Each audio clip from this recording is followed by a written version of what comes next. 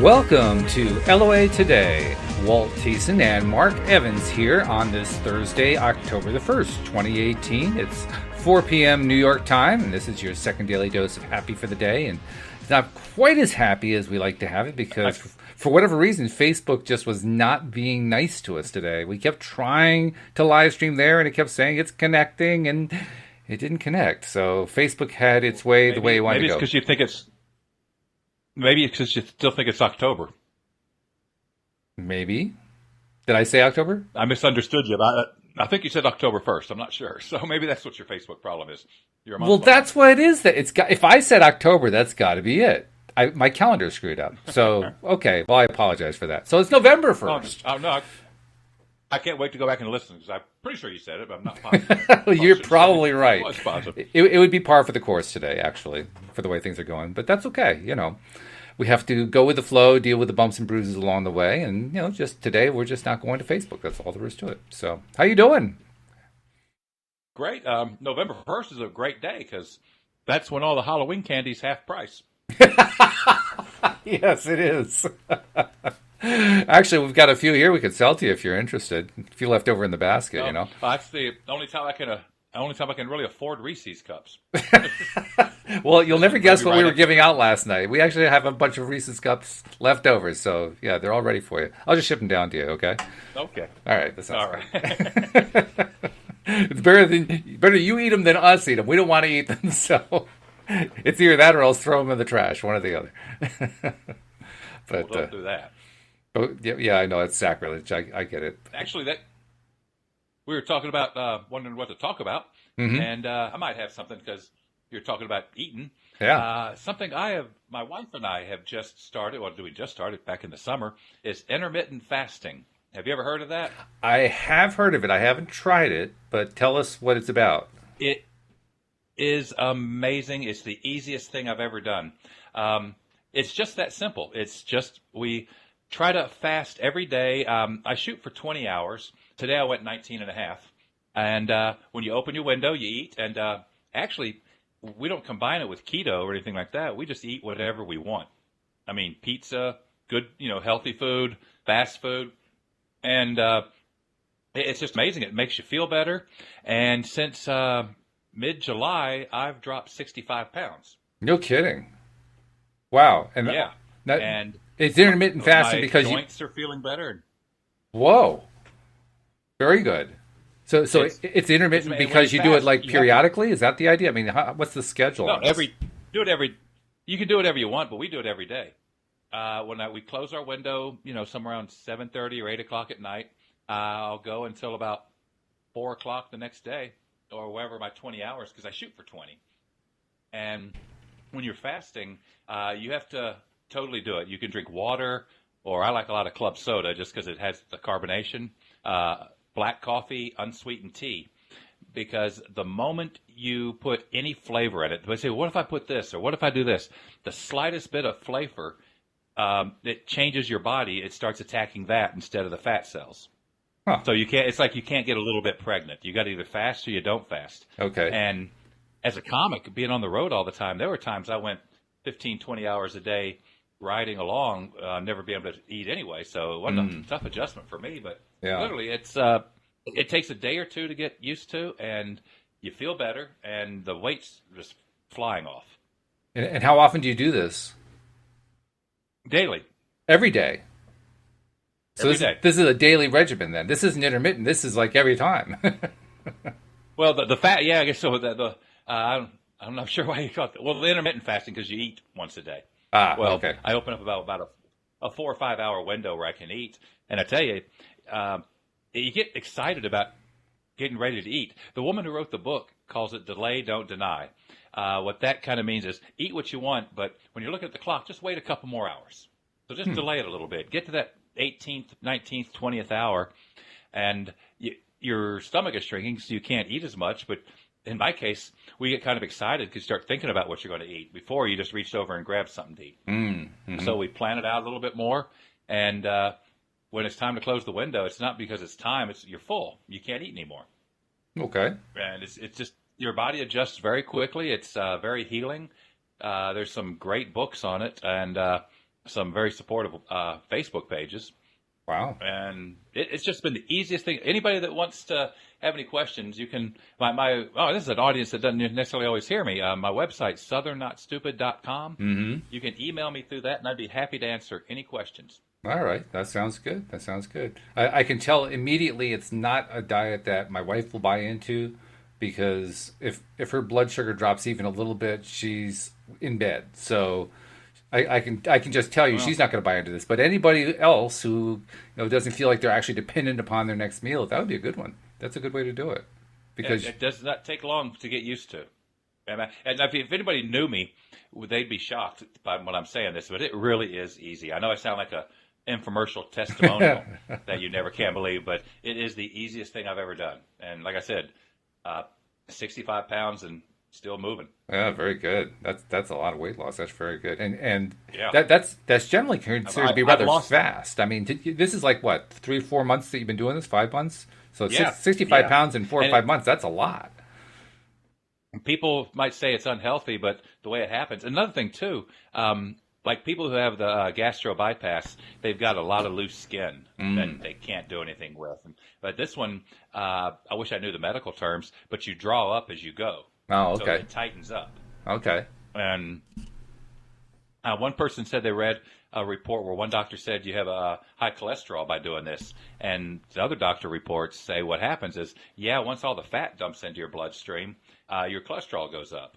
But it's on its way out of your system. Mm-hmm. So you'll, through your waist, it'll go, because that's just the direction it goes. And then if you do have any spikes in the cholesterol, it doesn't last.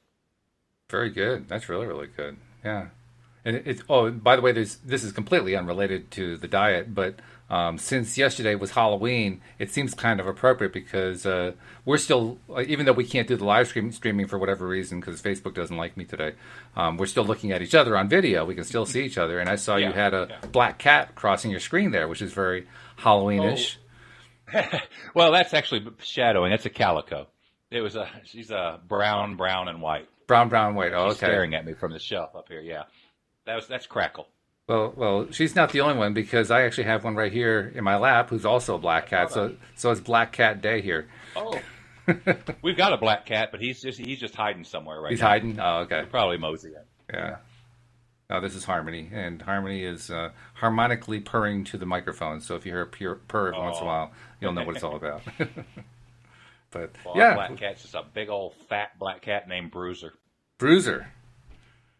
Yeah. He fits it. This one's working on Bruiser. She's not big enough yet, but she could go on the intermittent diet. That would work for her, I think. I'd be scared to do that to a cat. They'll kill you. Yeah, that's also a possibility. Actually, what she would probably do is she'd probably kill me with kindness. And by kindness, I mean it would be like meow, meow, meow, meow, meow, meow all day long.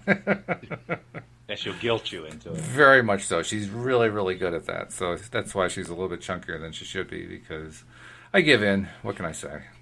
I figure that's the law of attraction is all about getting yourself into a good feeling place. And I figure if petting my cat and giving into her occasionally gets me into a good feeling place, hey, it's worth it. I'm not the one putting on the pounds anyway. She is. So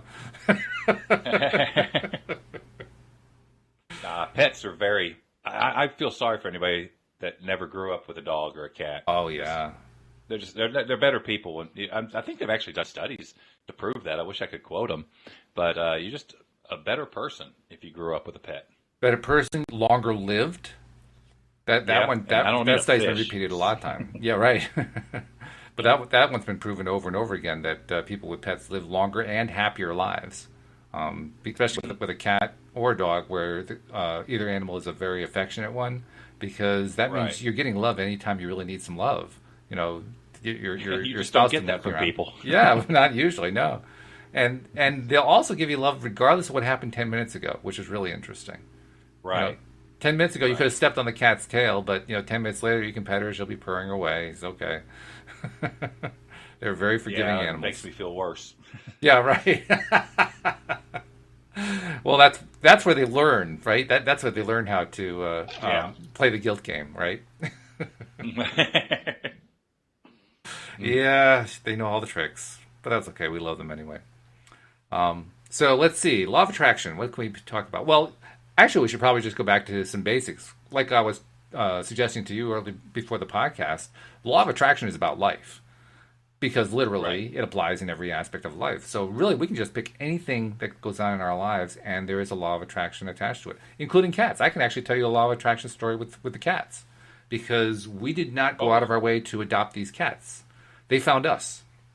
We were living in oh, that's the Virginia. best kind. Yeah, we were living in Virginia, and these guys were living across the road. We didn't really know that until one day we have two of them, two black cats. The other one is Joy. Joy came up to our doorstep, and it looked like he was kind of begging for some food. And so Louise, obviously, we didn't have any cats at the time, so we didn't have any cat food around. So he got salmon that day. He had a good day. And then Wow. the next day, we were looking for him. We couldn't find him anywhere, and saw he had gone across the street. So we kind of wandered across the street looking for him. And this other little black cat comes out. This particular one, who's sitting in my lap right now, she was about one third the size that she is now. She was really, really thin, very malnourished, and she got swordfish that day. So she had a good day too. Yeah. So they did very, Well, very well. we've got two dogs and three cats, all rescues, and one of them, Bruiser. He's the one that just a few months ago showed up. Uh, Yep, it's great when they do. And in this case, well, actually, in this case, the reason the cats were so thin was a kind of a sad story because we didn't know it until about a month after the fact. But the people across the street got evicted from their house, and Oh, when they got evicted, they just abandoned left the them animals. behind. They just left the animals behind, which was Yeah. surprising because we found out much later that these cats had been part of the ASPCA's capture, spay, and release program that they've engaged in Wow. to help out with cutting down on the number of strays and cutting down on the overpopulation and so forth. Hmm. And so that meant that this particular family had to adopt them through the local pet shelter and to sign paperwork saying that they understood they were taking on pets that had been through that process. Oh, So they knew where to take the that's cats. not somebody you'd expect to abandon. Yeah. Yeah, that was really surprising. And there were four of them actually, which made it really uncomfortable because we were in a house that we were renting and the landlord had specified no pets. And now all of a sudden, as we're coming in on winter, we're taking care of four of Oops. them. So yeah, Wow. and on top of that, we were also looking to move back up north to where we are now in Connecticut, and so it was kind of a dicey time. But the long story boiled down to the short story is that we kept two of them.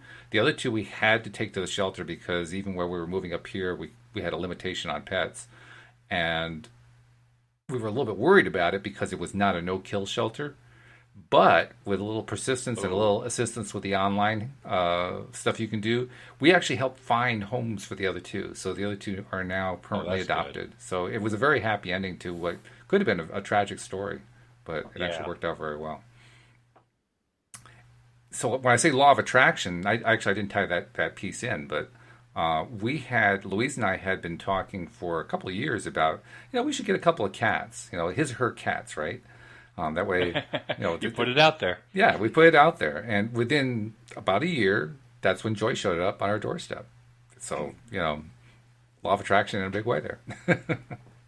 Oh, and there was another one too.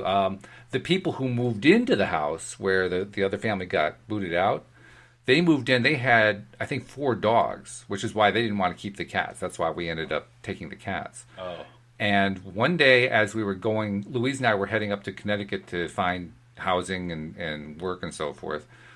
We got in the car, we're driving out on the road, and it's snowing, which, Virginia is not exactly the north, but it's not deep south either. It's, in right. between. But snow happens, but it's not terribly frequent. So driving out and Oh, finding I've snow on the driven through ground a is kind of blizzard in unusual. Virginia. Have you? Okay. Well, Yeah. then you've lived. Yeah, oh, yeah. And we got out on the road just right out of the driveway. We're heading up the little hill, and there's a dog walking down the middle of the road toward us.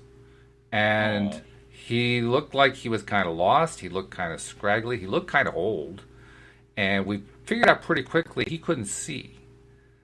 And the temperatures oh, were like in the no. 20s, like they were in the mid 20s. and we're trying to figure out where he could have walked from and so forth. And we couldn't figure it out. Another car came the other direction and stopped, and we said, have you ever seen this dog before? No, they hadn't seen it. Trying to figure out who might be the owner and so forth. And we finally gave up, so we just took the dog. First, we went back to the house, got a blanket, and wrapped him up because he was shivering like crazy. And then took him to the shelter because we didn't know what else to do. No. But at least he got him out of the cold, which was the good thing. About 2 or 3 weeks later, well, first of all, we'd gone to Connecticut, we'd found housing, we'd found work and so forth. So we came back, and we came back with 2 weeks left to move. So we had to do the entire thing in 2 weeks. And during that 2-week period, I think a few days before we ended up moving, our neighbor across the street stopped me when he saw me at the mailbox and said, "Did you take an animal to the shelter recently?" And I said, "Yeah." He says, "Thank you very much. That was our dog, and he escaped from the kennel where we had him in." Oh. And he was very old, and he was blind, and he was very frail, and I mean, the guy was just effusive with his appreciation. So I mentioned that as like a secondary law of attraction story because that's a key thing, is being appreciative. And he really helped demonstrate the value of appreciation to me. About 15, 20 years ago, I was actually going down to the pound to find my mom a dog. And it was a weird story. I found a miniature collie, and I thought, well, that's perfect. It's my mom. Excuse me. My mom was in an apartment, so she didn't want a big dog, but she didn't really want a small dog. And miniature collies are like a big dog that just happens to be small. Yeah, yeah. Shaped like a big dog. Right. It's a collie without legs, basically. Yeah, that's a corgi. We got that's true. Well, yeah, that's true. It had regular length. So you took a big collie and shrunk it, and so they said come back at 5 the next day and he'd be ready. I got there at 4 and he was gone. Wow. And I was going, where'd he go? And he said, well, 2 people came in and started bidding on him. Oh my! And it went for $500. The free dog went for $500. Oh my goodness! I wasn't attached to him, so I wasn't upset. But I figured, well, he got a great home, and you got $500 more to take care of animals, so it's kind of a win-win. Sure. And I started to leave, and they wouldn't let me leave. They said, well, go take a look at these. And it was actually the dog I was really liking more. And it was a border collie mix, and they put me in this hallway to see if we'd get along. And she went flying down the hallway and went for my throat with her legs. She flipped me over on my back, and I don't know, you can't tell from this how big I am. You're a good-sized guy. I had puncture marks. Wow. Yeah, I had puncture marks in my neck from her dew claws squeezing. I'd never been hugged by a dog before. Wow. And so I'm on my back laughing, going, yeah, wrap her up. We'll take this one home. Yeah, right. She's a keeper. Oh, and the funny part was it was cutting close to 6, and it says, well, we can't release a dog without them being spayed or neutered. And I said, well, I'll get it done. He says, well, you can, but we can't let the dog yes, she has to stay tonight. And I went, no, because we went through this yesterday and the dog is gone. They said, oh, don't worry, this one won't be gone. I said, no. And, well, 6'3", close to, at the time I was like 280.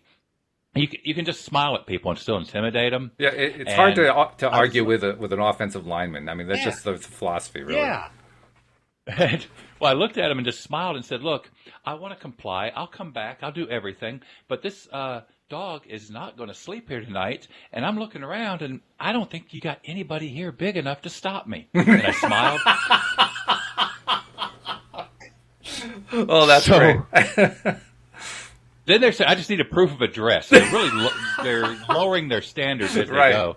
And what they wanted was like a utility bill to prove where I lived. Yeah. And I didn't have anything. And I went out to my car, and those computer-generated address labels they put on subscription magazines? Right. I had a quarter of a Sports Illustrated page torn off, and you could see about half the label with part of my name and address. I said, how's this? They went, that's fine. Oh, that's funny. And I took her to my vet, and she got fixed, and all went on. But then, what made me think of this was I was looking at her paperwork, and I didn't know what to name her, and she's black with a white stripe down her tummy and neck, and the person who turned her in said her name was Oreo. So I said Oreo, and she turned around like, huh? I went, okay, you're already named. Yeah. But then it actually said, if you adopt this dog, would you like, if it's adopted, would you like to be notified? And the girl said yes. So it'd been 3 weeks, and The big shelter I went to is not a no-kill shelter, so I figured, well, anybody that cared enough to do that, I want to let them know it's a happy ending. Right. So I called her up and said, to let you know, I adopted the border collie you put down at 10th Street, and she's going to get a great home. And she laughed and said, which one? Turns out she ran an adoption agency for a neighboring county. And I said, well, she's a border collie mix answering to Oreo, and the girl burst into tears. But you don't know how many people you just made happy, because her whole litter got left at somebody's office.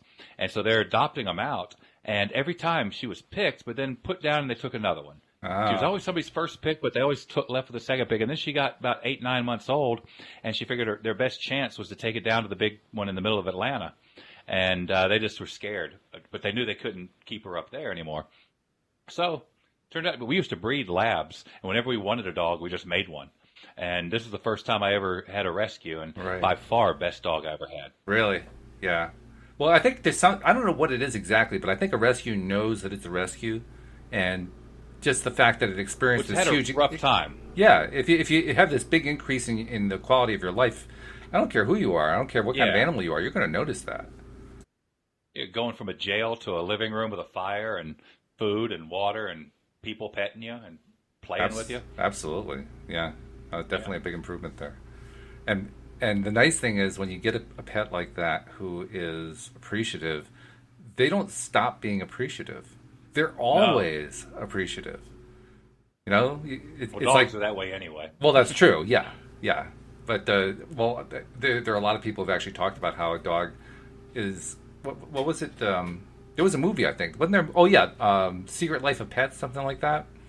And the story of how the dog, or I guess they were dogs in most cases, were left behind, and the owner goes to work, and then the dogs live it up at the apartment, and then just as she's getting ready to come home from work, they put everything away, and then he's just waiting for her by the door. You know, can hardly wait for her to come in the door. I remember that.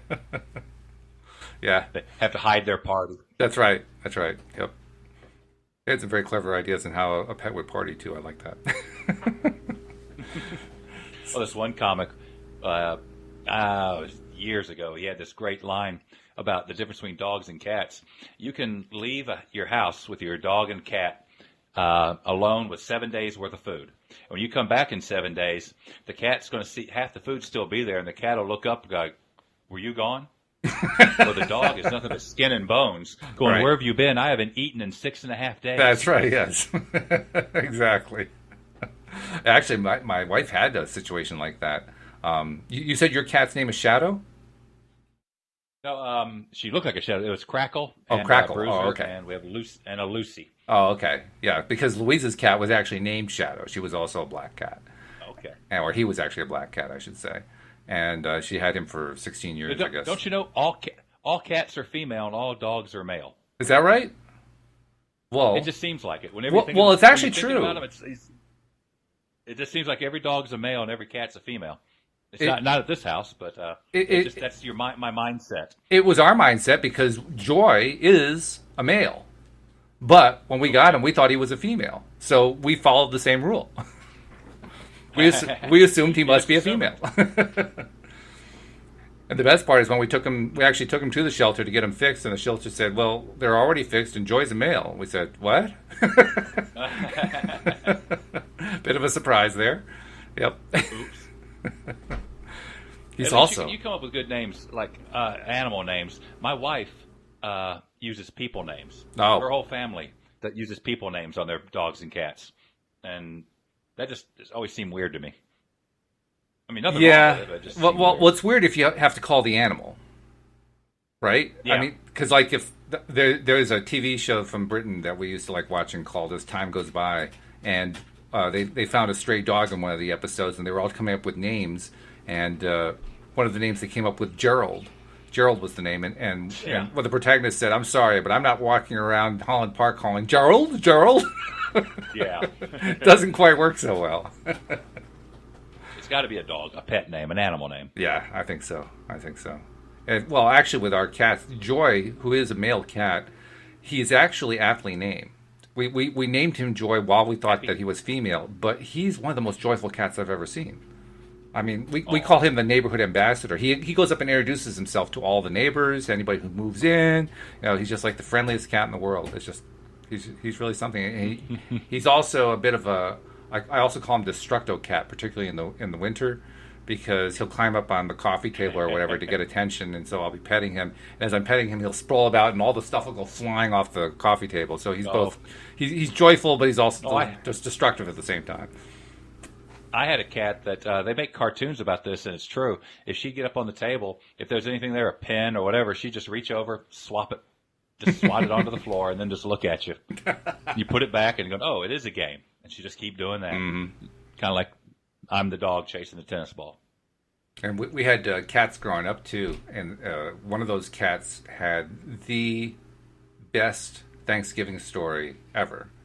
Because there was one year he actually succeeded in tackling the turkey. Really? If you've never seen a cat tackle a turkey, you haven't. No, the turkey was dead. It had been fully roasted and so forth. It was sitting on the table. Okay. We had carved it, and we were having Thanksgiving dinner. And then all of a sudden, there was this black and white blur going past the table, and there goes the turkey off the table. He's trying to drag it into the other room. Wow. I had never seen that before. I hope y'all got some before that. We had carved it up pretty good, but it was one of those things you saw it, you said, oh my God, I can't believe he did that.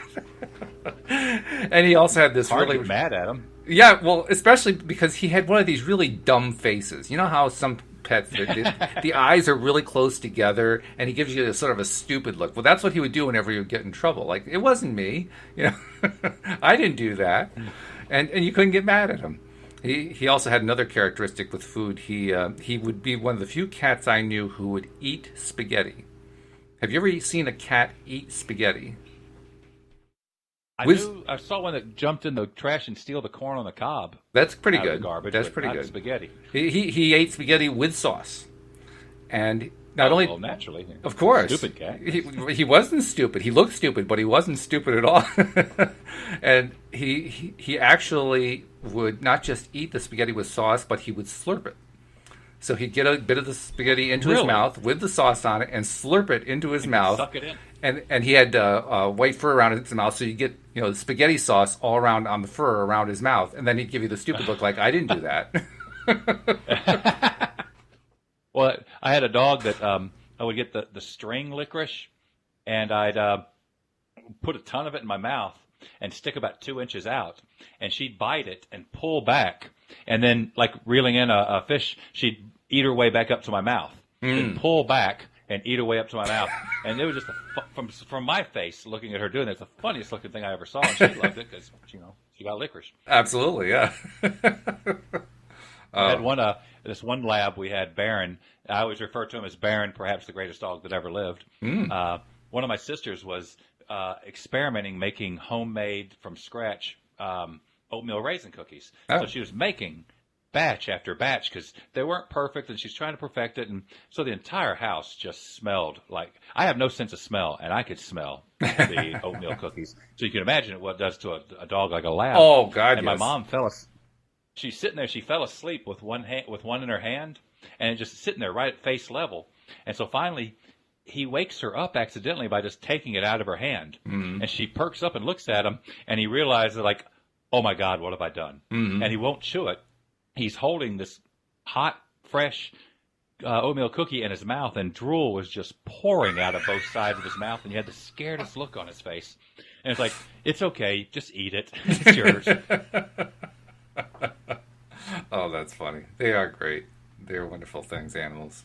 They keep you laughing. Animals are actually one of the best ways I know of to climb out of depression or anger or frustration or any of the negative states you can be in. Because it doesn't matter how bad you are, what kind of feelings you're having. Just spend a little time petting a cat and you feel better. Yeah. Same thing with a dog, too, or playing with a dog. Agree. Playing it, especially a dog that likes to play chase or something like that, play fetch. Oh, that one lab we had, she would do anything. I could go on and on about her love of tennis balls. And when she would go in heat, we had to keep her away from all the other dogs. So we put her in the basement. And this is a basement that had an inside entrance to the house. What she would do, we'd give her a tennis ball, she'd stand at the top of the steps and drop it, and she'd wait till I got halfway down. Then she'd chase it down. You could hear it. Yeah. Boom, boom, boom, and then hear her trot back up to the top. Do it again. She did that for an hour. Just letting her figure out a way to throw the ball for herself. Mm-hmm. Yep. Well, actually, the cats that we had when I was growing up, we lived in a 3-story colonial, and it actually had a little attic on top, so there were like 4 stories, 5 if you count the basement. They're like a whole run of steps you could run, and the 2 of them would chase each other all the way to the top of the house, and then all the way to the bottom of the house, and then all the way to, we called them elephant races because they're running up and down the stairs. But they were great. And they got themselves exercise in the middle of the winter. It was a wonderful thing. Oh, that same dog, if it was raining and she still wanted to play ball, she'd go to the top of the steps, I'd go to the bottom of the steps, and I'd throw it, and she'd catch it, and then just toss it, roll it down to me, and eventually she'd lay down, and we were just able to play catch like that. Oh, wow. And she was happy, I was having fun. We didn't have to go out in the rain. Oh, the cat that liked the spaghetti and that got the turkey that year? I'd love to watch that. Same cat? Same cat. He was an amazing cat. He truly was. He was terrified of his own shadow. He was one of the structurally biggest cats you've ever seen. He wasn't overweight. He was just a brawny cat. But he was terrified of his own shadow. He'd never defend himself. His mother, who was like half his size, would fight his fights for him. I mean, that's how much of a wimp he was. But he was also extremely fun-loving. And I have one enduring, we're in November, so this is a fall memory. I have one really enduring fall memory of him. This was in upstate New York, in Schenectady, New York. And anyone who knows the Northeast, you get a lot of leaves on the ground, a lot of leaf raking and so forth. Actually, they don't do leaf raking anymore. They blow them and they grind them up now. But we used to have to rake them. And you'd have these huge piles of leaves on the lawn because you're raking them all up. Well, there was one day where we had this massive pile of leaves in the middle of the lawn, or actually in the middle of the backyard, and we had all gone inside for lunch or something. And the cat, his name was Mittens, was out there, and you could just see him eyeing that pile of leaves. And he's looking around in all directions, see if there's anybody else, looking or whatever. Finally decides there's nobody else looking, and he gets into that cat crouch, and he goes racing across the lawn, flying high into the air, probably 4 or 5 feet in the air, lands in the middle of the leaves, and then looks around to make sure nobody was noticing, and then slunk away. Yeah, we had dogs that do the same thing. And of course, it ruined with the dog. Everything you rake up would be spread out again. Oh, of course, yes, but that's all right. I could live with that because they give you such joy. They really do. Pets are wonderful. They're a great way to get into that and stay in that. What Abraham Hicks calls the high-flying place, the place of feeling good. And that's the place I always want to be in. That's a good word. Yeah. I like that. The high-flying place? Yeah, they call it a high-flying disc, actually. Why they call it a disc, I've never figured out. I've even tried to look that up, but I don't know. It doesn't make any sense to me. But, that's what happens when you get non-physical beings telling you how to live life. Okay. It's a little weird. I don't know if you know Abraham Hicks at all, but it's kind of a weird gig. I've been introduced to him the first time I was on the air with you. Oh, okay, yeah. Well, Abraham Hicks is it's a hyphenation that represents the person who is receiving these messages from a collection of non-physical beings who call themselves Abraham, and Hicks is Esther Hicks, who's doing the receiving of the messages. And you get these. Okay, that's who I was thinking about. Okay. Yeah, that's Abraham Hicks, or Esther Hicks receiving Abraham. The messages you get from Abraham are startlingly good, but I always kind of laugh in the back of my mind. In fact, I think I've mentioned it a couple times on the podcast how we have all these people worldwide. I mean, Abraham Hicks is probably the biggest name in law of attraction circles. They're even the ones that inspired the movie The Secret. So, I mean, they're really, it's really a very big deal. But here we have millions of people following Abraham Hicks, and we have a bunch of people who are essentially, we're all physical beings, we're all living human beings, and we're taking advice on how to live life from beings that are not currently living on Earth. They are non-physical spiritual beings. So we're taking advice on living from people who are not living. Okay. Which shows just how strange we human beings really are. But if it works. Well, the advice, the information that Abraham provides is just really excellent. Plus, it's not just the information. I don't know about you. I had not had a whole lot in the way of spiritual beliefs that I felt comfortable with for most of my life. I mean, I was brought up in the Christian church. I was brought up in a Presbyterian church, but I was raised Catholic and went through Catholic education through 8th grade, and I got very turned off to organized religion. I just didn't like anybody, any other human telling me how to pray or how to worship. Mm-hmm. I mean, and those that do like it, I got nothing against it. Yeah, that just wasn't for me. I just found a certain hypocrisy with some of the people that were involved with that, and I just figured I believe, and I'm very comfortable with my beliefs, and nobody has to do what I do. Mm-hmm. But yeah, I'm with you. You actually took I know what you mean. You took the less what's the word I'm looking for? The less contentious route. I took the more contentious route. Okay. Because I actually went through the whole deal of becoming a communicant member of the church. And the year I became a communicant member is the year when I decided the whole thing was full of it, which was not exactly what the church founders and church elders had in mind. No. You know, that didn't exactly fit their schedule. So, yeah, that was not the most. Plus, on top of that, my father was the largest donor to the church. So, you know, it was not terribly comfortable. No. To say the least. Yeah, but it all worked out. But nevertheless, because of that experience, and one of the things I had done is I had read the Bible cover to cover, which is actually a mistake. Because when you read the Bible cover to cover, you're not getting the filtered version. You're getting the unfiltered version. And that'll turn you off to religion pretty quickly when you read the unfiltered version. But, yeah. Are you familiar with the comedian Kathleen Madigan? Kathleen Madigan. I recognize the name, but I can't tell you. Oh, she is hilarious. And you talk about reading the Bible. She goes, I'm Catholic. We didn't read the Bible. We read the bulletin. Right? And I looked back and went, oh, my gosh, that's so true. Yeah. They had this bulletin about what's going on in the church and all that every week. There was a new bulletin when you got there. Yep. And that's what we read. Well, I was a web designer for many years, and a number of my clients were churches, including Catholic churches. So I became very familiar with the Catholic bulletins because we had to post them every single week. You know, this is early days web where you had to do everything manually like that, and yeah, and that was a big deal. You couldn't miss a week. That was just their parishioners would say, "Where's the bulletin? No. We got to have the bulletin." You might miss the shrimp broil or the spaghetti dinner. That's right. Can't have that.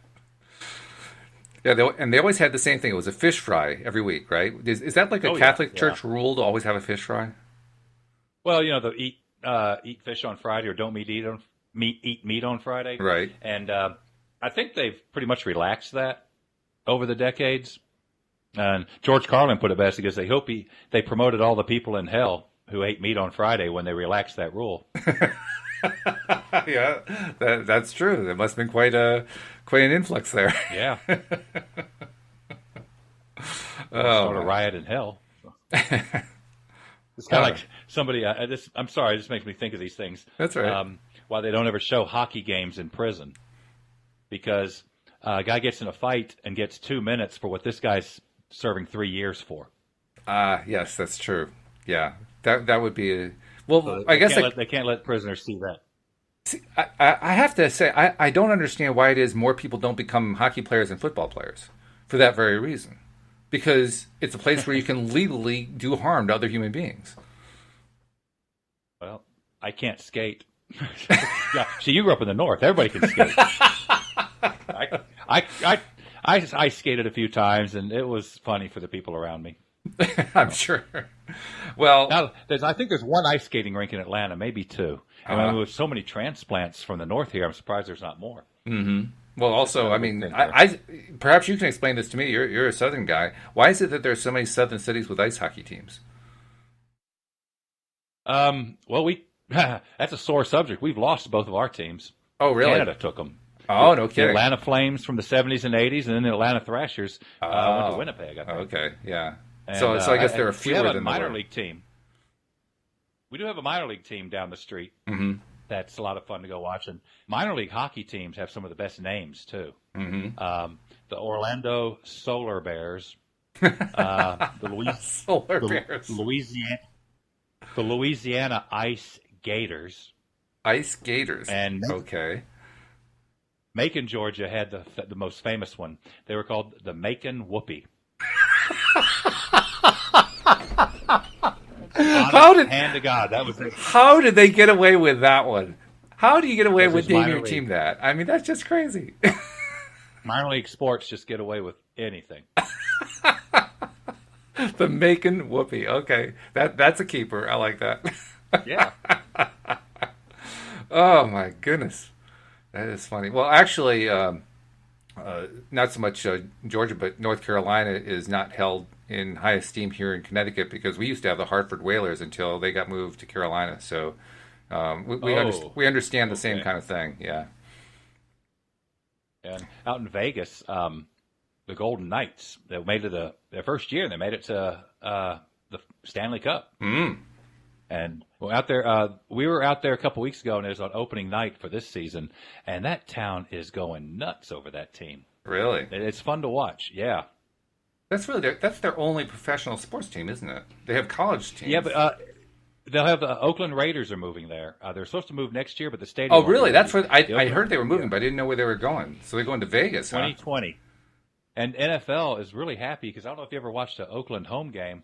It still plays in the same stadium where the baseball team plays. So it has one of those fields that goes across a baseball infield. Yeah. That NFL, multi-billion-dollar corporation, that drives them crazy. Oh, yeah. To see that. Plus, the players hate playing on it. Mm-hmm. Well, plus Billy Beane doesn't like it too much, the GM of the Oakland Athletics, because they're screwing up his baseball diamond, right? That's right. Yeah. He only had so much money. Exactly. That guy's amazing.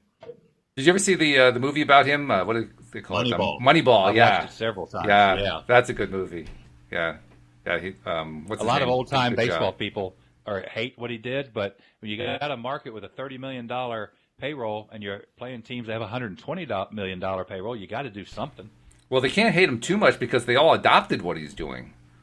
Yeah, all the major league teams are now doing analytics. They're all into it now in a big way and with huge budgets. In fact, I still have trouble understanding why it is that Bill James took so long to get hired. He finally got hired by the Red Sox, but I still don't know why it took so long. I mean, a lot of the teams had already set up their analytics departments, and he hadn't even been called. Nobody ever even talked to him.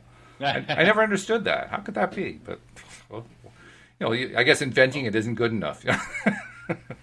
He wasn't living the right life. I guess. His laws of attraction, he was doing something wrong. Yeah. Well, the Red Sox finally signed him on, which didn't make me too happy because I'm a Yankee fan. So, Yankees and Red Sox, we don't get along too well. Oops. Oh, yeah. Very familiar with that. Which is kind of interesting because where I live in Connecticut is halfway between New York and Boston. So you always have to be careful, right? Because you could take your choice. Half the time you're going to run into a Yankee fan. The other hand, you're going to run into a Red Sox fan. And, it's almost like the DMZ, right? It's like the separation between North and South Korea. You're always very kind. Well, what do you think of? You have a town with two teams. What do you think of the Mets? When I was growing up, I had the choice between the Yankees and the Mets because I grew up in upstate New York. And nine times out of 10, you became a New York fan because you grew up in upstate New York. Right. So I looked at the two. When I became a fan, it was 1965. Now, 1965, the Amazons weren't anywhere near amazing yet. They hadn't even come close to being amazing. No, they were expansion. Yeah, they were horrible.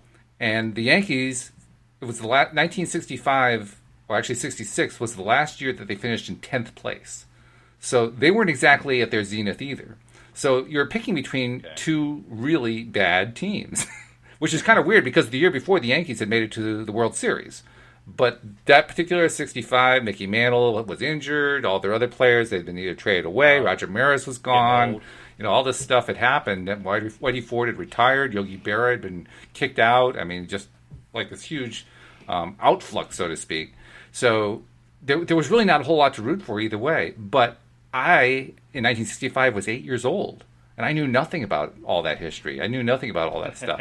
All I knew is that on our little 13-inch black and white TV, I would watch, and there's this guy who had a number 7 on his back, and he'd come to bat, and he could barely walk to the plate, and then he'd swing and hit this towering fly ball that would go out of the stadium. And I'd say, that's the guy I like. And that's how I became a Yankee fan, by watching Mickey Mantle hit on TV. I was a friend of mine in Chicago said somebody approached him one time and says, "What are you, Sox or Cubs?" He went, "Well, both." And the guy stopped being his friend. You can't do that. You can't do that. That's true. Yeah.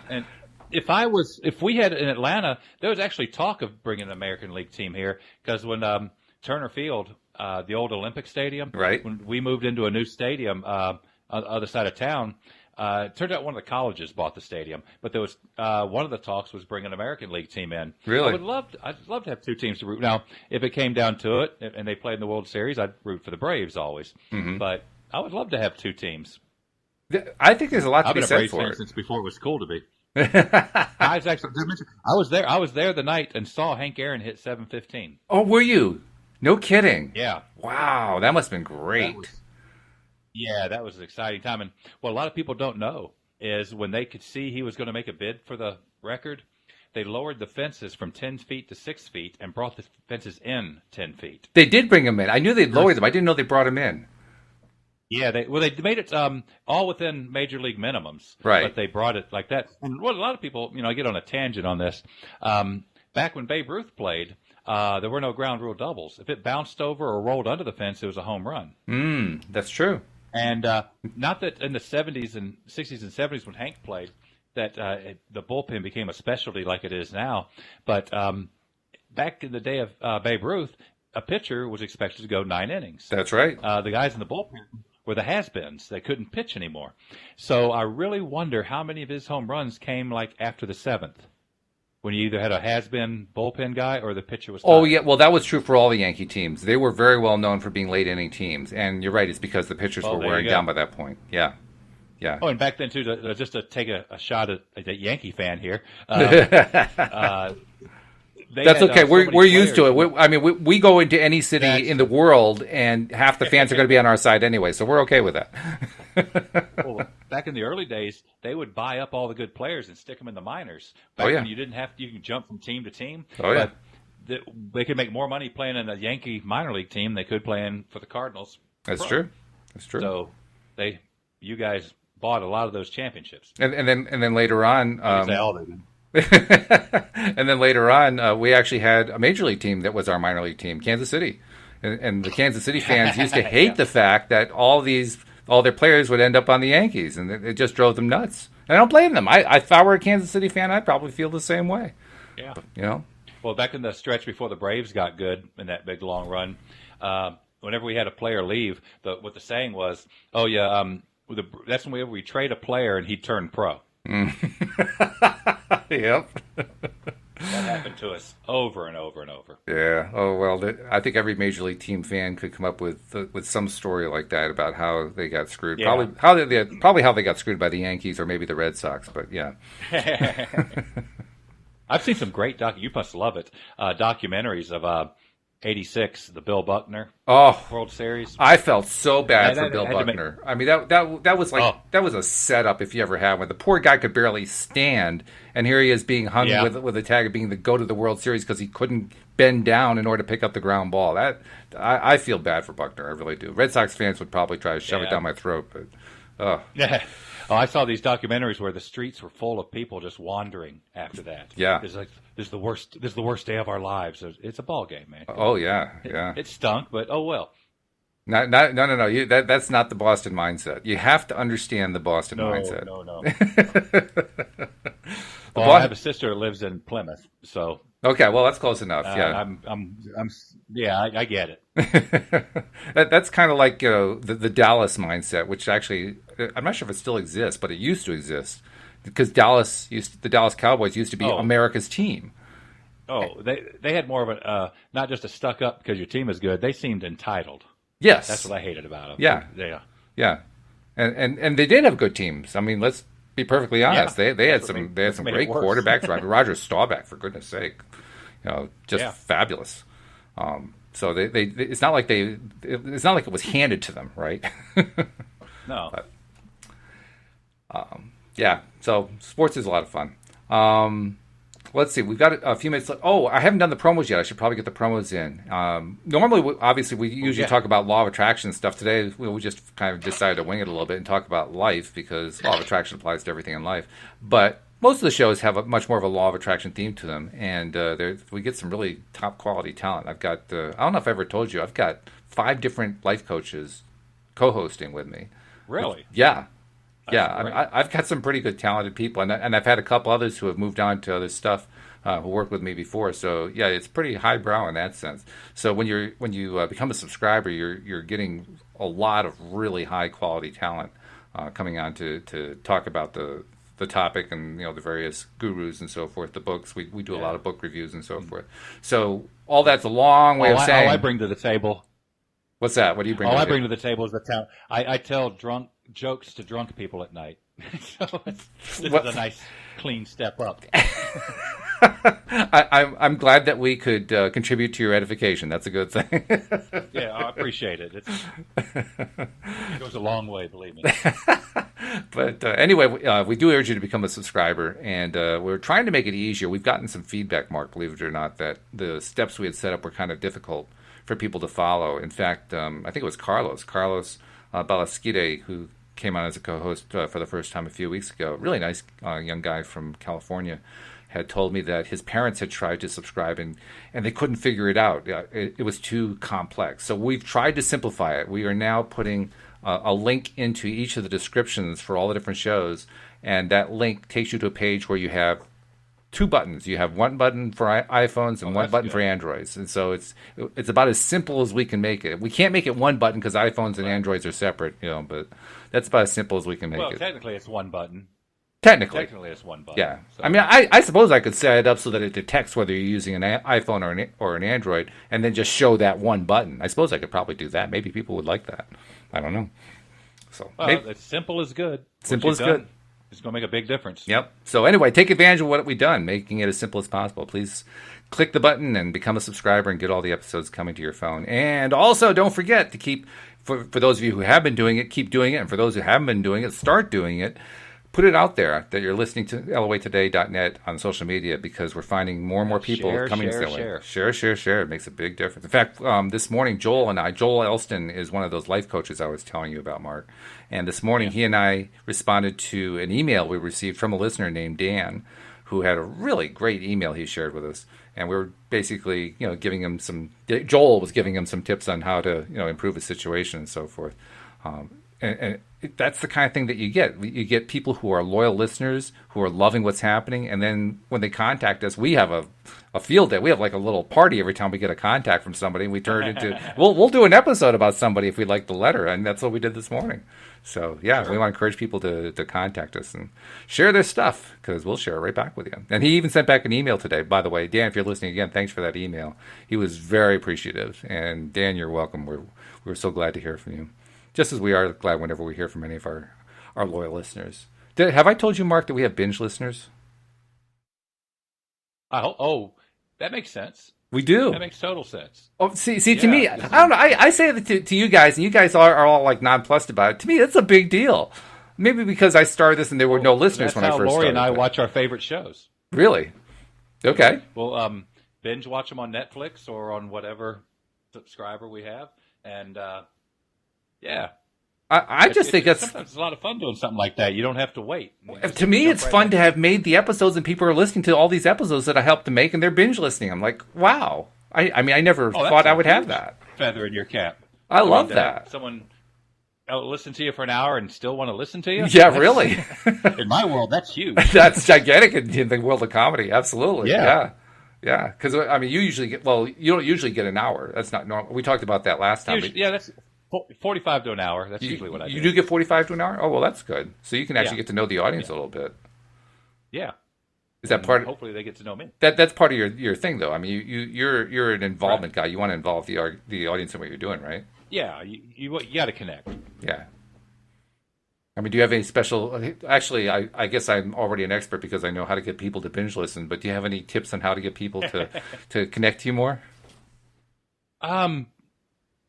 Don't be stuck up. Just be yourself. Be likable. Yeah. And, some of the jokes I do, and they're not offensive, but if I tell them too early in the set, it's one about putting my mom as an alternative to the nursing home, because I couldn't afford that. I do a joke about putting her on a shot collar. Oh, jeez. You'll have to go to that's on my clip. If you go to southernNotStupid.com, that's on the video clip when I was on Carnival.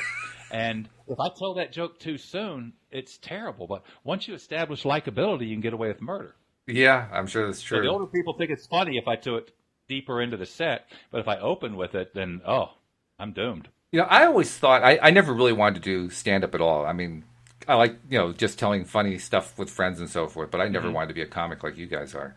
And but I always thought the hardest part about being a comic would be like the first 5 or 10 minutes you get up there. Because once you get your crowd laughing, then it's easy, I would think. But that first 10 minutes or whatever to get them laughing, that's probably the hardest part, I would think. Well, I always thought before I did this, how does a comic get on stage and just start? Where do you start? That was the thing that was always seemed amazing to me. And I have a couple little tricks I do, just things I say that try to engage them and get them on my side a little bit. Yeah. I mean, that probably took you a little while to work that out, though. It's kind of like a trial and error thing, isn't it? Definitely. Yeah. Yeah, trying to find your one way to connect. But like you said, it probably comes down to how well you're able to connect to them as a human being, which is not always going to be easy if you're talking to a bunch of drunks. Well, then you don't have to connect that hard. Yeah. You want to stay arm's length on them. Yeah, that's true. That's true. Actually, you don't engage them because liquid courage means they think they can help the show. Oh, yeah, that would be a problem, wouldn't it? That would do a whole show on that. Yeah. Yeah, so have you ever had episodes where like somebody jumped up on stage and tried to take the mic from you or something? Actually, it's a story I can't tell on this podcast, but I have to tell you when I see you. It's when a woman tried to kill me. Ooh. And she was charging the stage and was going to kill me. Wow. If you can see the look in her eyes, she was going to kill me. It's really a funny story. I can't wait to tell you. Okay. I don't even know how to react to that one. I mean, if I'm trying to remember, like when I was playing in the bands, if I'd seen somebody coming on stage to try to kill me, I would have said, "Here's the guitar, I'm out of here." I mean, well, and she never made it to the stage because 3 of her friends gang tackled her. Ah, well, that's a good thing. It took out 2 or 3 4-top tables. Wow. I mean, there was 12 people on the floor. Food was in the air. Drinks were flying. It was just the show came to a screeching halt. It really is a funny story, believe it or not. I'll take your word for it, but it doesn't sound terribly funny so far. Well, and it wasn't when it was happening, but I remember when she was running at me, I was a deer in the headlights. And all I was thinking was, I don't know what's going to happen in the next 10 seconds, but whatever it is, it's going to be a great story. Okay. Well, good for you for having that kind of long-distance perspective. I mean, like I said, for me, the perspective would be more along the lines of, where's the nearest exit? How do I get out of this quickly? I was, like I said, I would have been thinking that, but I was deer in the headlights. Because you just don't expect that. Which is kind of funny, really, because you describe yourself in terms that are like basically the dimensions of an offensive lineman. My dimensions are more like that of a power forward. But we're both big guys, and here we are trying to figure out how to avoid this confrontation, right?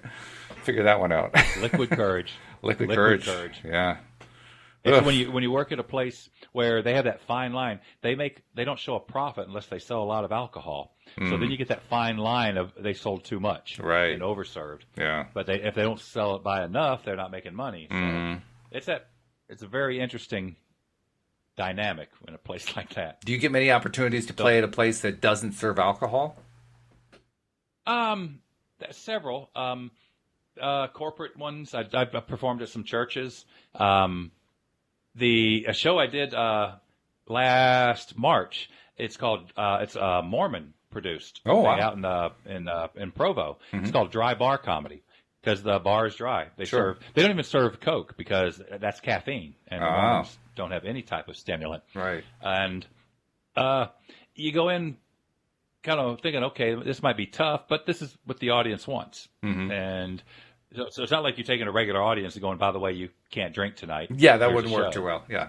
Yeah. Of course. That was actually, when you can get people make people laugh by being clean and smart and then being sober, it's a lot more satisfying and a lot more fun and hard. I would think so. Yeah, that's true.